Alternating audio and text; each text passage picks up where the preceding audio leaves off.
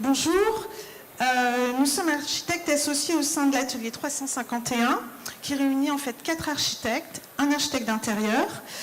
Et ça fait maintenant 3 ans que nous exerçons sous cette forme. Donc nous avons tous les 5 des parcours, des compétences différentes.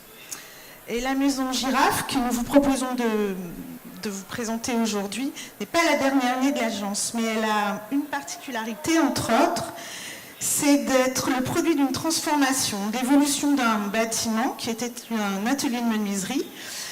Et cette évolution nous a mené jusqu'à l'année dernière proposer une extension. Donc c'est son histoire, l'histoire de cette évolution que nous allons vous raconter en 5 points. Le site, l'inscription de ce bâtiment et de cette maison dans ce site, les objectifs, ce que nous cherchions à mettre en œuvre dans ce projet pour le rendre habitable, et ensuite la méthode pour finir par vous raconter la vie aujourd'hui de ce lieu et de ses habitants. Merci Alice. Donc pour commencer, le site, le programme.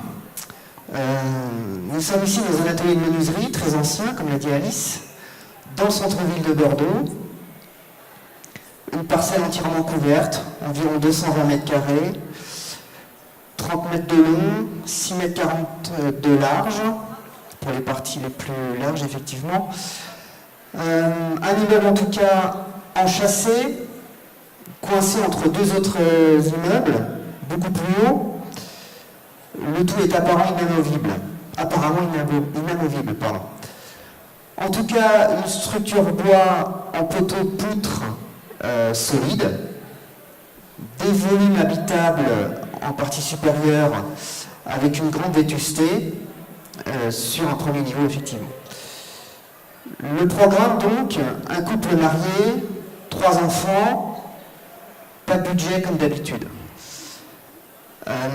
Une photographie du portail sur la rue, une photo prise hier matin, intriguant. La cour intérieure, derrière le portail, une façade qui se développe en hauteur, 4 niveaux habitables, donc transformés. Maintenant, les enjeux du projet, tels que nous les avions définis, sur cette coupe donc longitudinale, la cible principale sera pour nous la recherche de la lumière, de l'air également, dans ce tissu urbain très dense.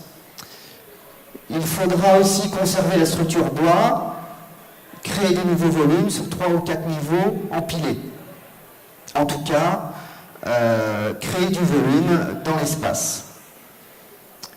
Ici, 3 photographies du niveau salon-cuisine, du volume, de la lumière et un déroulement vers l'extérieur sur une terrasse suspendue. De la transparence.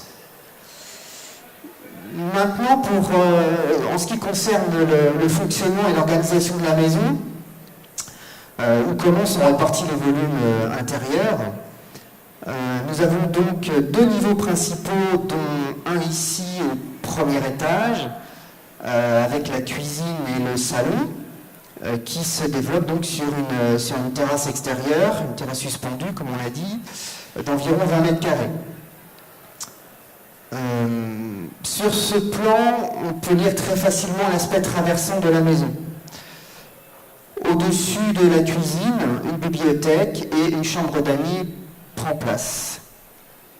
Dessous, au rez-de-chaussée, 3 chambres qui s'étalent autour d'un large couloir et qui puisent leur lumière depuis la façade sur cour et un patio très lumineux en fond de parcelle.